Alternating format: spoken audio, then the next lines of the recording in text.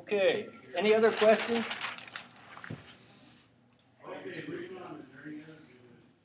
So you look at your cards and you wonder what's the best way to approach this. I got the lead. We're talking about the opening lead here. I'm going to talk next about the response to the opening lead. But on the opening lead, if you have both a 1 and a 2, if you have both, you have a pegging advantage to keep them. If you have 2. If you only have 1, it's a very dangerous card. It results in a lot of 31 for 8s and 31s for 5. So if you only have a single deuce, lead it. If you can't lead it for some reason, get rid of it on the second play. But good idea to lead it. If it's a 1, I see people as the dealer not having the crib, keep the 1 with a jack, queen, king. It's an absolute wasted card. If you had any other small card, it'd be better than the 1. Why is the 1 so bad? Well, how does it work? Do the 21 on the... Exactly. You can't do, if you lead the 1 and they make 11, which 21 do you make? See?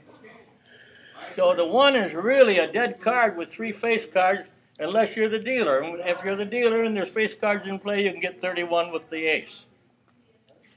But any other small card is better. So if we got 2 of these, we're not going to lead them. Here's a few examples. 2 jack, queen, king, lead the 2. 3, 10, jack, queen, lead the 3. And we just talked about this, why you might not lead the 1 from a 10, jack, queen. Gets you in a lot of trouble real quick. How many have been there lately? Okay. Much better in that case to drop the 1 on the next play. 3, 4, best leads in cribbage, but 4 is by far the best. Let me tell you why the 4 is best. The 4 puts the most defense, the most pressure on the dealer's hand. If I lead a 4, can you put a 1 on it? Can you put a 2? Probably you could. It is a fairly good play, but most people would avoid it. Could you put a 3 on it? Not likely to pair it.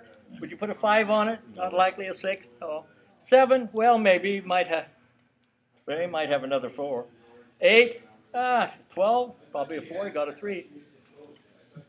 10, jack, queen, king. Ace. 15 with the ace. Hey, the 9. The 9 is the best, but you force that out of the dealer's hand. It's not always the card he wanted to get rid of, but if you play a 4, you put the greatest amount of pressure on the dealer's hand.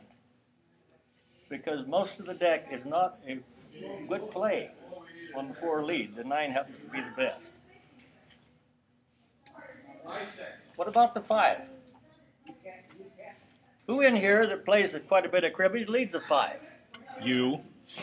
Frequently.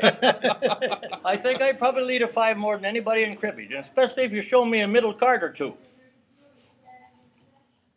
How many get hung up with a 6, 7 by keeping the 5 in their hand because somebody said only an idiot leads a 5? Huh? Hey, have any of you read John Chambers' book on cribbage? He not only says only an idiot leads a 5, he repeats it through the book about every chapter. 5's a great lead. No, I'm not saying that you just want to lead it all the time. But if you've got 3 different face cards, particularly if it's a 10 queen king, very frequently you'll be able to pair the dealer's card. If you play it any other way, you'd be lucky to get a go. So if you need 2 pegs, lead to 5. Now, here's the other dilemma if you don't lead to 5. And I see you folks do this all the time. So you lead to, well, I'll lead the king. Yeah, well, it's not a good choice, but I'll go ahead and take my 15, even though I could have paired your king. I'll go ahead and take the 15. So now what do you do, sucker? Pair it. Pair it for 2. And what do you do when I lay my next card down? Shit. You say go. If I got 2 5s, you're in for a whole bunch. If I got a 4 and a 6, or a 3 and a 4, or maybe even 2 3s and a 4, I might figure it out so I can get 2 runs on you. There's a lot of reasons to get rid of that lone 5. A lone 5 is the most single dangerous card in cribbage. Lone 1s and 2s are next. The little bigger the card gets, the more safer it is to hang them on to the end. So, 5. Don't be fearful of leading it. If you got 3 5s and a face card, I'd lead the 5 every time. Because what happens otherwise? You play the one face card you got. What do they put on it? It's a 10. A 10 or an 8 or A 6. Yeah. A 6. Hey, I had it happen to me for 5 years before. I thought, ain't this dumb? I play the only card that I got to escape. I lead it. Lead from the 3 5. And you know once, do some of you remember Brian Bortnick? He's deaf and can't speak. Well, he knew that I would lead a lone 5 from 3 face cards. And so I started leading it from 2 5s. And you know what? I took him for 15 for 8 twice in one game. That's the closest I ever saw him come to talking. Yeah, let me tell you, his lips were moving. And a lot of other body parts too. Yeah. So, don't consider it's an idiot's role to lead a 5. Very often it's a very good thing to do. Now, yeah, and of course it's not as good most of the times as a 4, but there are, when those circumstances present themselves, get rid of the 5. What the other thing that happens, some folks say, well, I'll dump the 5 on the next play. Instead of lead it, then what happens? I'll dump it on the next play, but they put a 4. Can I dump it now? No. I'll try again the next time. So now it's a 6 I'm up against. See? So it's much better to get it out of your hand and lead it. Last question.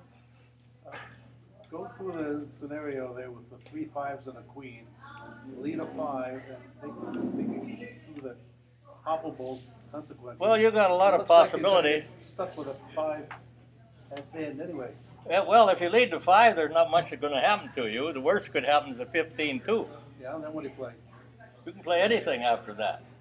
You got the face card left. You got the card you can escape with left.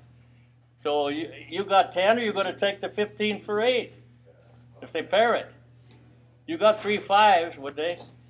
What would they put on it that you couldn't? It just seems like no matter how you played it, you're going to be left with a 5 in your hand. Well, it doesn't matter once you see some of the cards that your opponent has. Yes, Todd.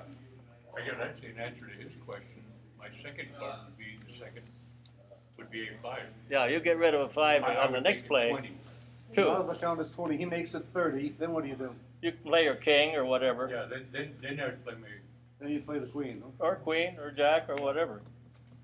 But actually, you're very vulnerable if you play that big card on the opening lead. Well, plus you don't want to play a 5 if you don't have at least 3 face cards to back it up. Well, or 3 5s with 1 face card. Right.